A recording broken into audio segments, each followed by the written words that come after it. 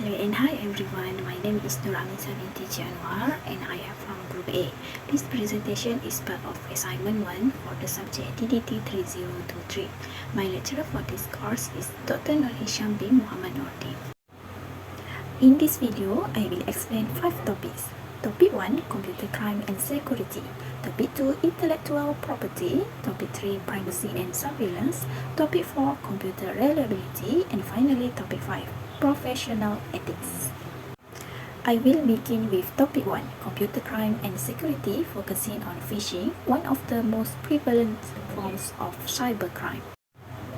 What is phishing? Phishing is type of cyber attack where attackers use fake emails, messages, or websites to device people into revealing personal information such as login credentials, credit card numbers, and other sensitive data.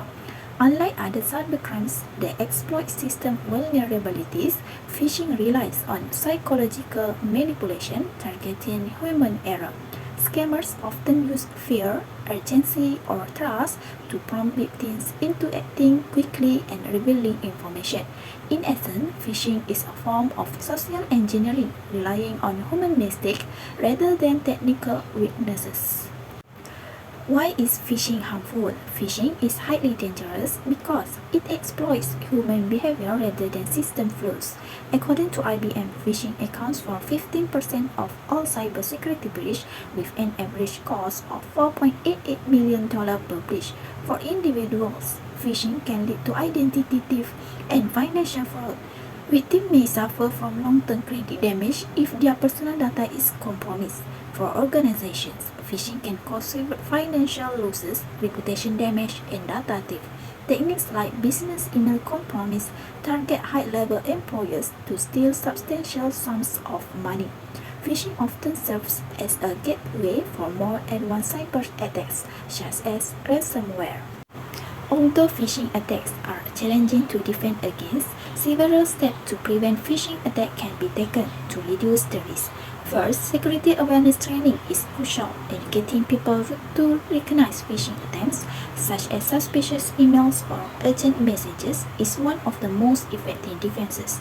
Step 2. Organizations can use anti-phishing technologies, including email filtering, malware detection, and multi-factor authentication (MFA), to make it harder for attackers to succeed even if login credentials are stolen. Step 3. Verification and company policies, where establishing clear verification processes for sensitive transactions like using phone calls to verify financial requests can also help prevent phishing. Step 4. Organizations must keep an eye on evolving threats like continuous monitoring and threat intelligence, staying ahead of new phishing tactics. Step 5. Running simulated phishing exercise within companies can help train employees by mimicking real phishing scenarios and providing feedback on how to improve their responses. Lastly, Step 6. Strong password policies, where getting strong, one-of-a-kind passwords and using password managers to stop people from using the same login information on different websites is an additional layer of security. In conclusion, phishing remains a significant cybersecurity challenge due to its focus on human error rather than technical vulnerabilities.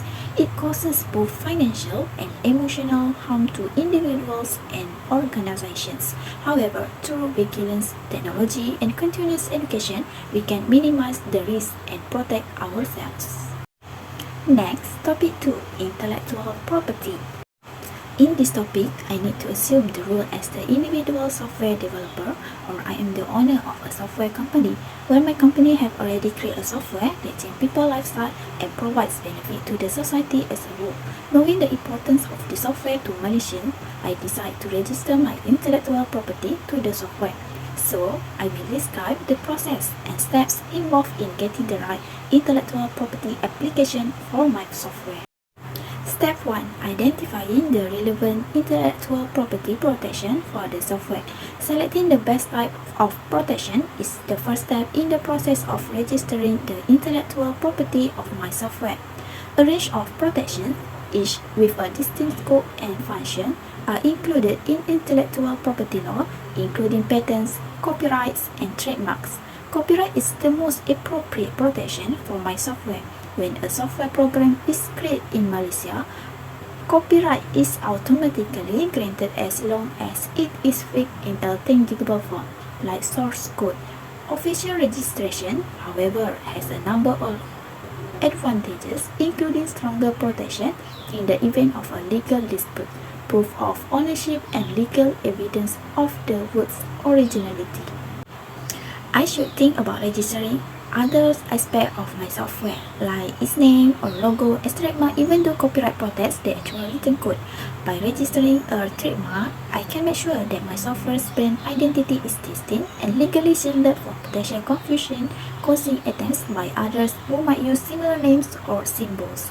Understanding this, I will proceed with applying for copyright protection for my software through my e-book, focusing on registering the code and the associated design and structure.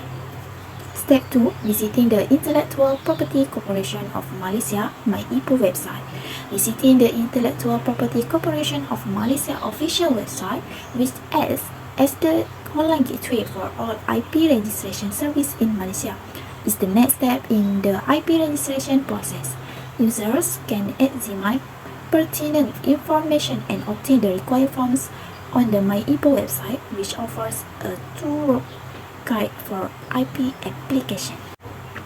The website of My e-book can be accessed via the My e-book website. I can find detailed instructions about software copyright on the website, as well as information about various forms of intellectual property protection, such as copyrights, patents, and trademarks. I will go to the website copyright section and use the online registration system to start the process of registering the copyright to my software.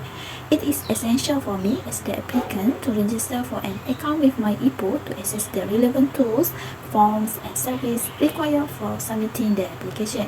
My e-book will give me a secure username and password when I create an account, so I can monitor the status of my application and get the updates I need. In this first step of the official registration process, I will enter my company and personal information, including the software name, authorship information, and other related details. Step 3. Completing the copyright application for software. After creating an account and logging into My e-book registration system, I will be taken to the copyright registration online form. To ensure the integrity of the copyright, My e-book needs specific information to confirm that the software being registered is an original creation. The first step is entering the software's title, which will appear on the copyright certificate, making sure it matches the program's branding and documentation. The author's details, including personal and business information, will then be provided.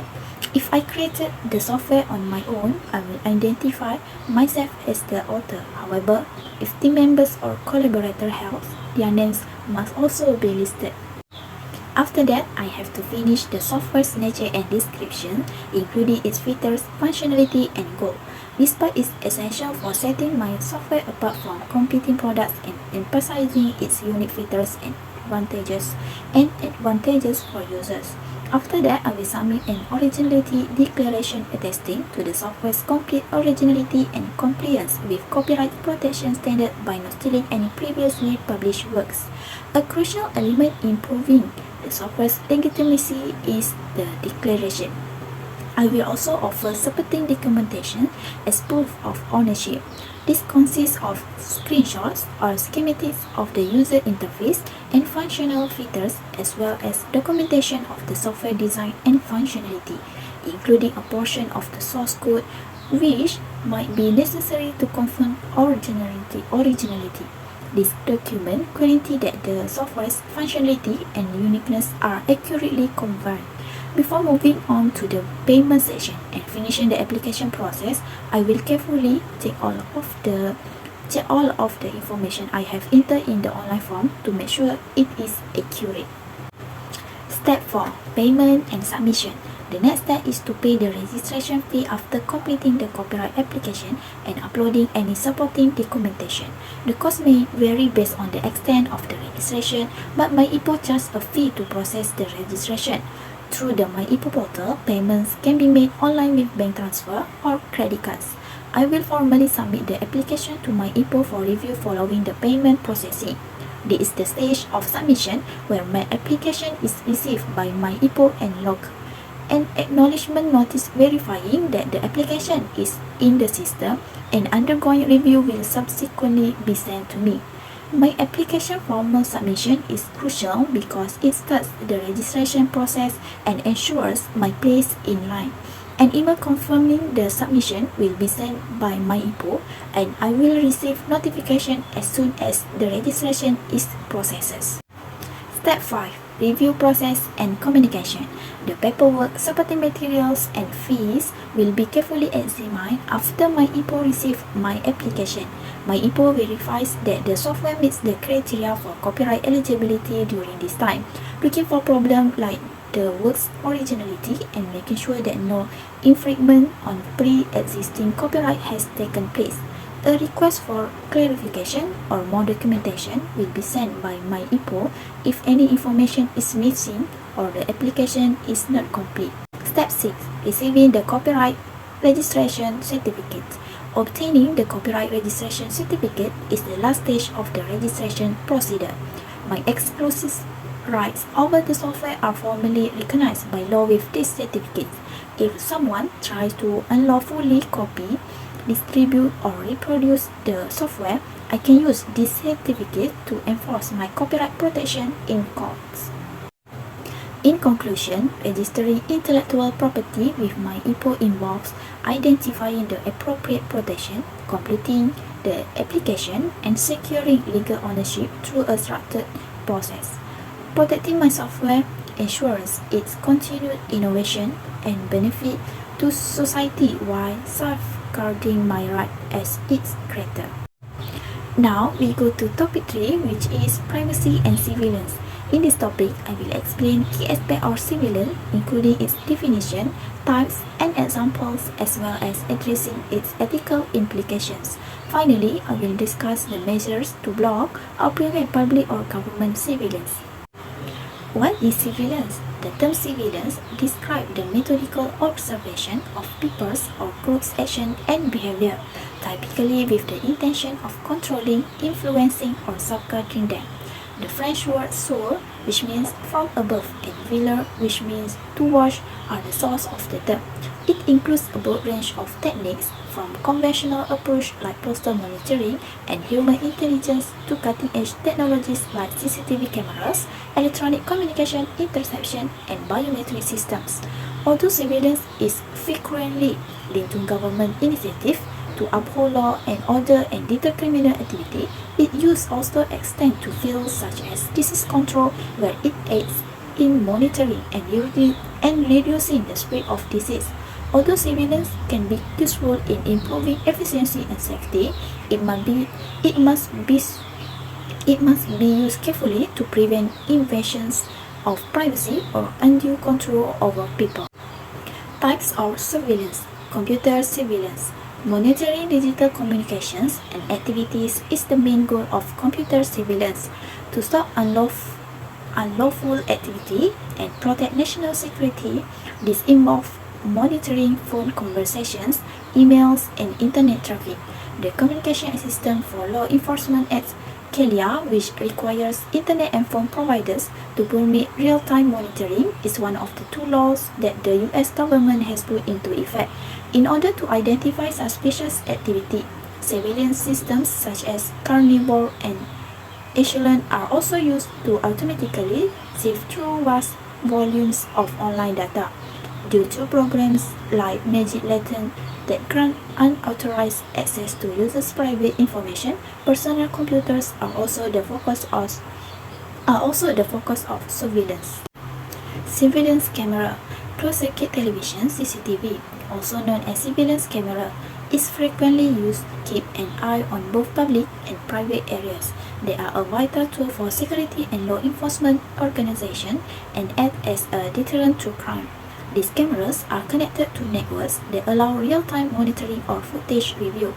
The capabilities of surveillance cameras have been greatly expanded by developments in video analytics and facial recognition, which allow law enforcement to follow people and cars throughout cities. For instance, the Golden Ship project in China monitors its citizens using millions of security cameras that are linked with facial recognition software. Telephone surveillance. Another popular technique for keeping an eye on communication is telephone surveillance, which includes wiretapping landlines and cell phones. In the United States, law enforcement agencies can monitor phone conversation in real time thanks to the Communication Assistant for Law Enforcement Act. The FBI must receive call logs from telecom providers like Verizon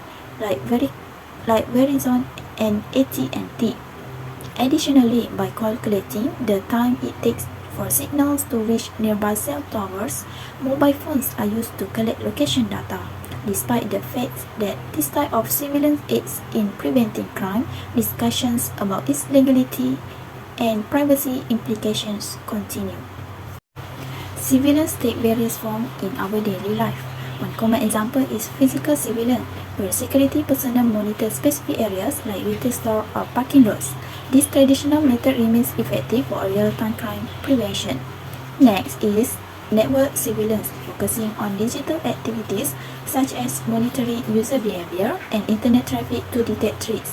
Automated surveillance is another advanced method using AI-driven systems like motion detectors and license plate recognition to enhance efficiency.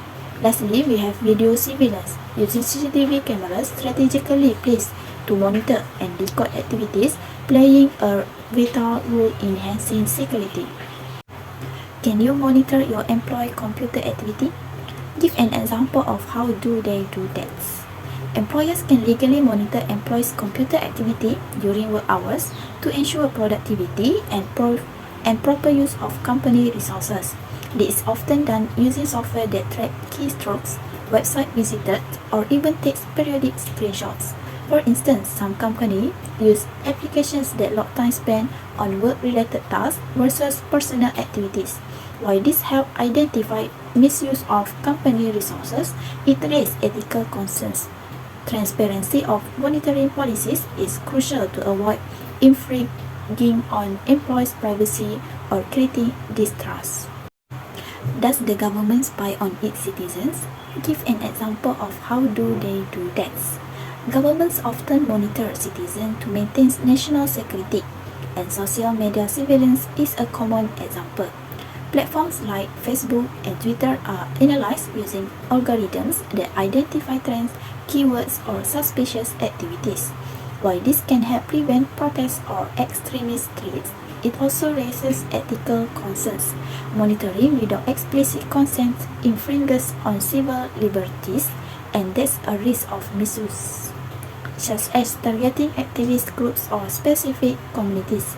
Ensuring accountability and oversight is critical to mitigate these risks. Surveillance raises ethical concerns as it challenges personal privacy, autonomy, and risks power abuse. The central issue is balancing individual rights with the benefits of surveillance, such as enhanced security. Privacy, a fundamental right, is threatened when surveillance occurs without transparency or consent, undermining public trust. It can also create power imbalance, enabling those in control to monitor large populations without accountability and potentially leading to discrimination or profiling based on behavior, appearance, or location. Surveillance technologies, particularly those driven by AI, may reinforce societal bias, and the lack of clear regulations increases the risk of misuse. While surveillance can benefit public health and law enforcement, strict oversight is essential to safeguard individual rights and ensure fairness. Steps preventing public or government surveillance. First step that I can take to block or prevent public or government surveillance include adopting strong encryption for my communication and data. The U.S. Cybersecurity and Infrastructure Security Agency has recommended that Syria officials immediately implement end-to-end encryption for their communication to protect against unauthorized access.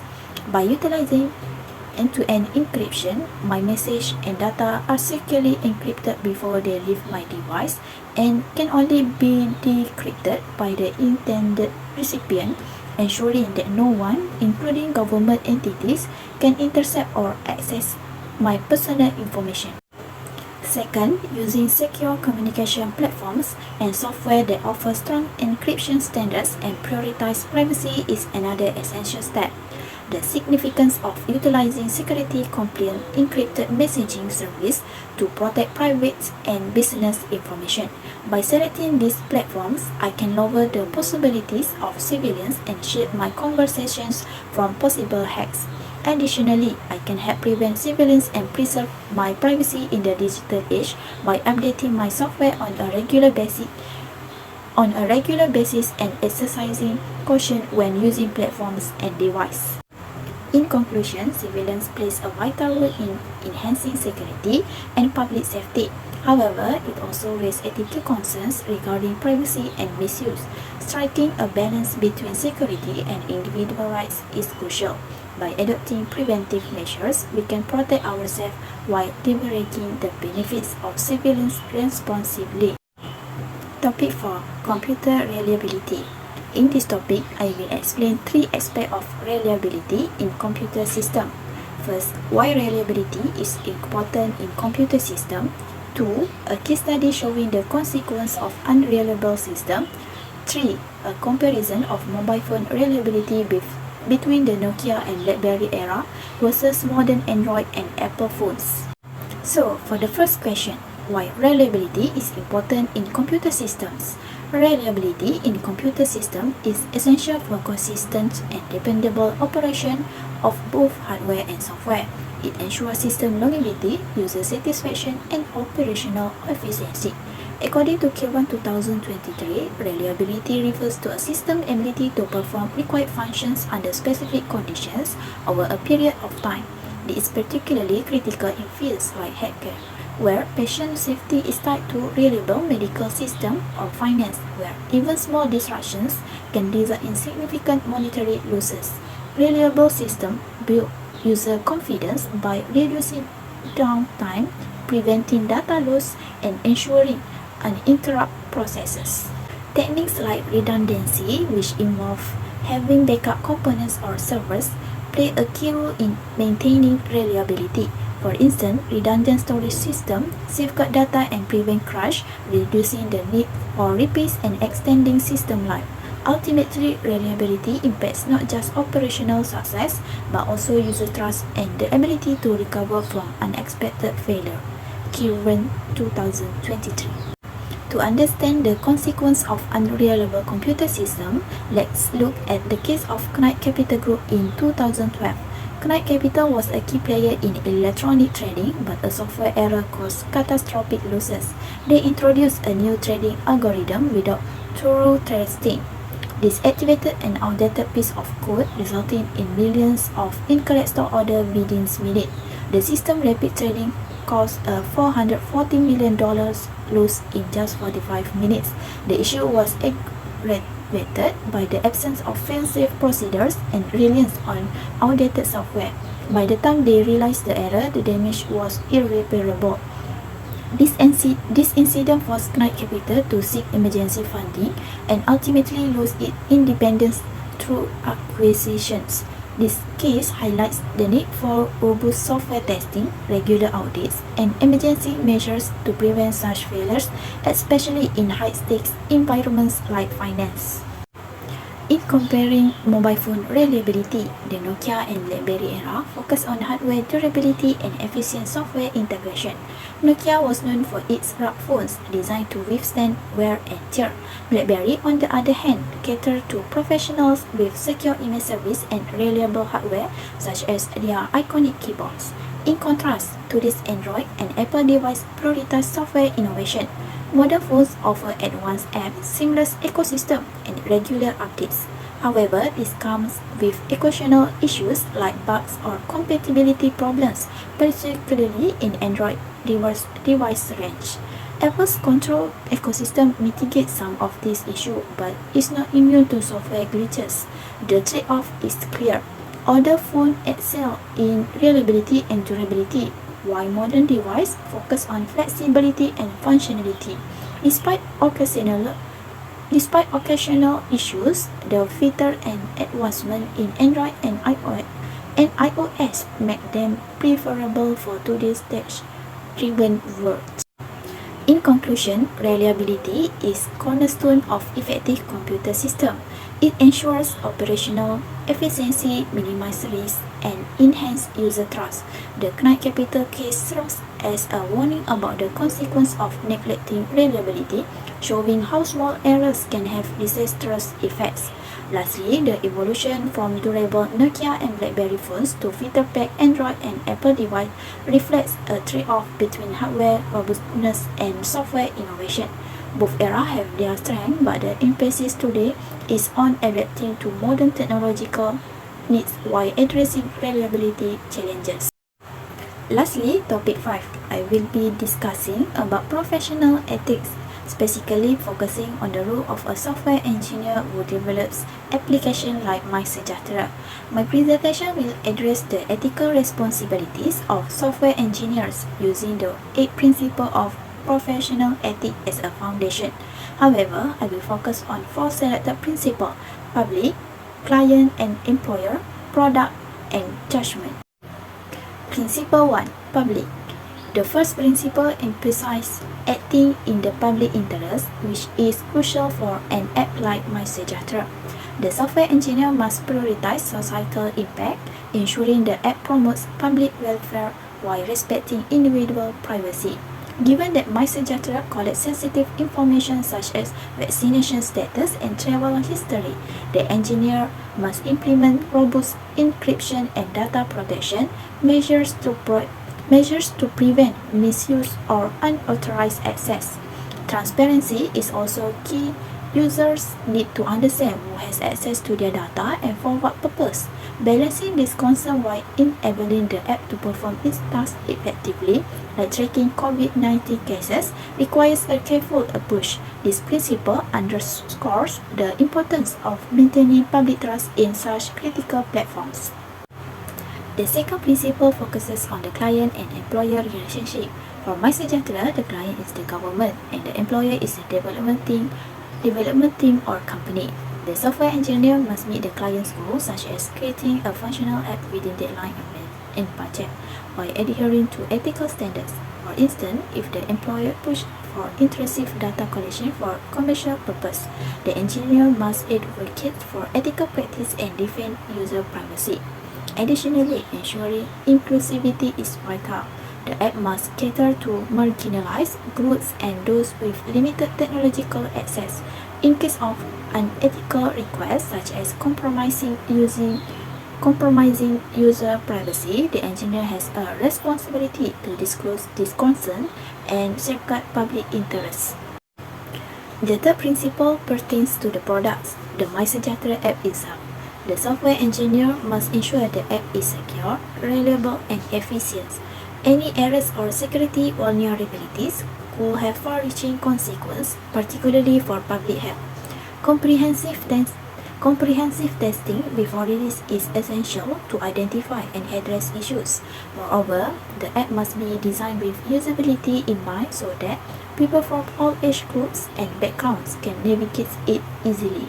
The engineer is also responsible for the app's long-term reliability, ensuring that updates enhance functionality without introducing new risks.